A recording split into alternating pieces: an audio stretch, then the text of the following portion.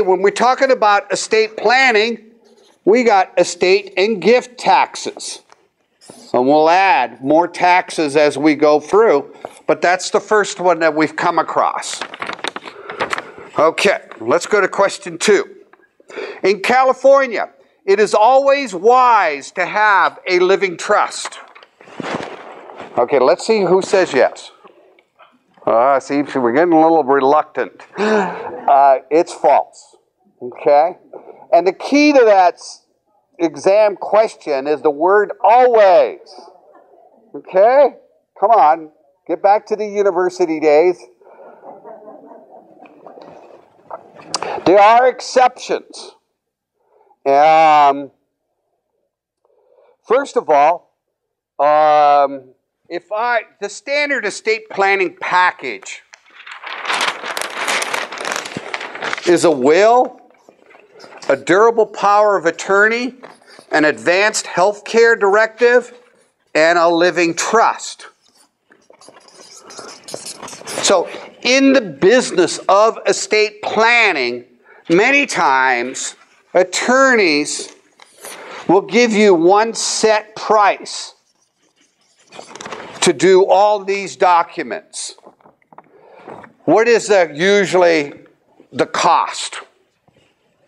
What if somebody of you want to yell out some prices? The basic package? Yeah, it's anywhere, ranges from $1,000 to $3,500. Why the discrepancy so much in the fees? Well, some law practices have one secretary and are in a low rent neighborhood. Others are in a high rent neighborhood and have a major law firm is one reason. Others only deal with the high net worth clients, and so they have a minimum. Lots of reasons.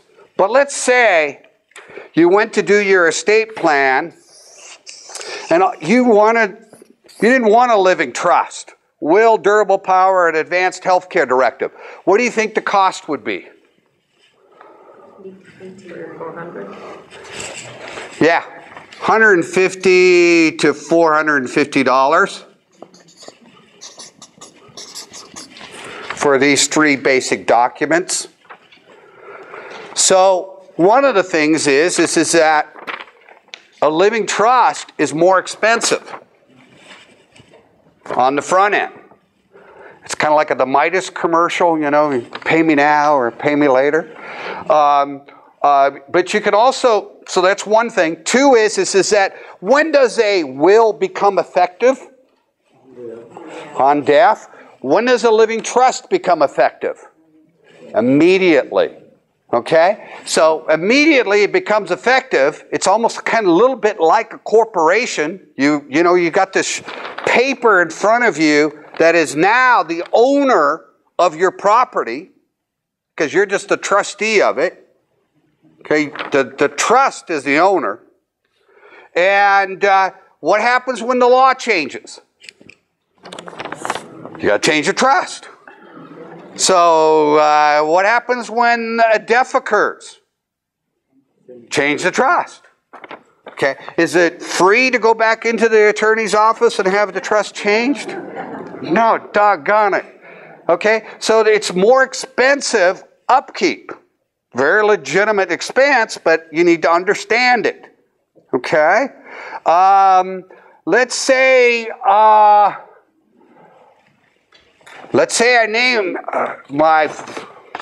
I'm going to age a little bit. Let's say I name my 42-year-old son as my successor trustee of my living trust. What did I say that 42-year-old white males do? Financial. Okay, so maybe you don't want one. That's a possibility if that's the case. Let's say I have had cancer for 5 years and I built up $800,000 worth of bills. and my estate is worth $1 million. Is it a good idea to have a trust? No. No. If you have an immense amount of debt, go through probate. Creditors have to file a formal filing with the court in order to be paid from the estate for the medical bills or for credit card bills, etc. So if you have an immense amount of bills out there, you may not want a living trust. As a trustee, most individuals, as a trustee, if you have a lot of debts, don't go through the formal probate process to do notification, etc. But one of the nice things about going through probate is there's a judge there, and he or she says, case closed. That's it. It doesn't happen on a regular basis as a trust. There's no judge that says, hey, this trust is closed. And so if there's somebody out there that has a lot of debt, you may want to go through probate. Another time it would be is that, first of all, it's my belief that every family is dysfunctional, okay? So nobody get offended. But there are some of us who have who are at the extreme dysfunctional stage. And so no matter what we do, more than likely, there's going to be an argument there. And, well, I would say get into the courtroom quicker. Don't get a living trust. Get it in front of a judge as soon as possible because you're going to end up there anyway. Okay? If there's going to be arguments in the family, etc., you might as well get there sooner because as soon as the judge gets control of the case, he or she will control legal fees, accounting fees, trustee fees, etc. It's a burdensome process, but it'll be less expensive than if you had a trust. Okay? This is just, all these are my personal opinions of my experience. Okay? We will have difference of opinions as the different attorneys come into being. The reason why I'm going through this is that most attorneys and most seminars that you go to, you don't hear anything negative about a living trust. That's all you hear is everything positive, and then it sounds like that as soon as you do a living trust and you die, your heirs are going to receive all your money within 1 to 3 months. False. Takes anywhere from 9 months to a year and a half, even if you have a living trust, to get the assets out. It is easier doing it through a living trust than it is probate, but you still have to follow the processes. Having said all that, okay, it is usually wise for 95% of us to have a living trust. I don't want you to walk out of here thinking that a living trust is not good. Okay? Living trusts are great. And for 95% of us, that's what we should have. Statutory probate fees are not negotiable. What does statutory mean, by the way? By law, exactly. How many say true? It's false. It's false. Statutory probate fees is the maximum the personal administrator and the attorney can charge for going through probate. Not the minimum. It's the maximum. You'll be hard-pressed to find an attorney out there who will do it for less, but don't let them fool you into thinking that this is, that they have to charge this rate. It is the maximum that they can possibly charge. There is also a thing called extraordinary services. It's very difficult here in Orange County to get them, but those charges can also be added in addition to the probate statutory fees. Okay? But everything is controlled by the judge.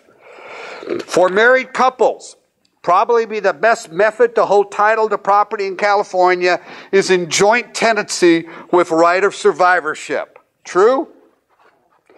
False. Okay? It is with community property with right of survivorship. And the reason for that is because of an income tax rule. So we got income tax issues.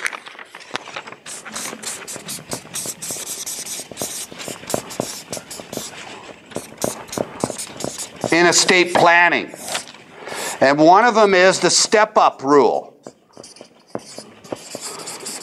It's one of the, in fact, the step-up rule was going to be eliminated if the 2010 Act was stayed in effect. I was talking to a woman who purchased her house for $8,000 in Long Beach. It's valued today at about $350,000 to $400,000. If she were to sell that house today, what would she pay in capital gains tax? You got, each one of us has $250,000 credit, right? And so her basis is $8,000, so that's $258,000. And let's say she sold it for $400,000. So $258,000 from $400,000 is $2,954. I do not do math very well. That's right, $142,000, right? She would pay $142,000, or she would pay tax on $142,000. If she would have waited to sell this house at death, let's say the kids sold it, then she would have received a step up in basis to $400,000 instead of the $8,000. Okay? So if you're thinking about leaving stock to kids, you may want to wait until after your death because they get a step up in basis. Step up in basis rule. Income taxes only occur when there's a sale. There's no sale, there's no income tax. Okay? Where else is there an income tax issue in it when you're thinking about estate planning?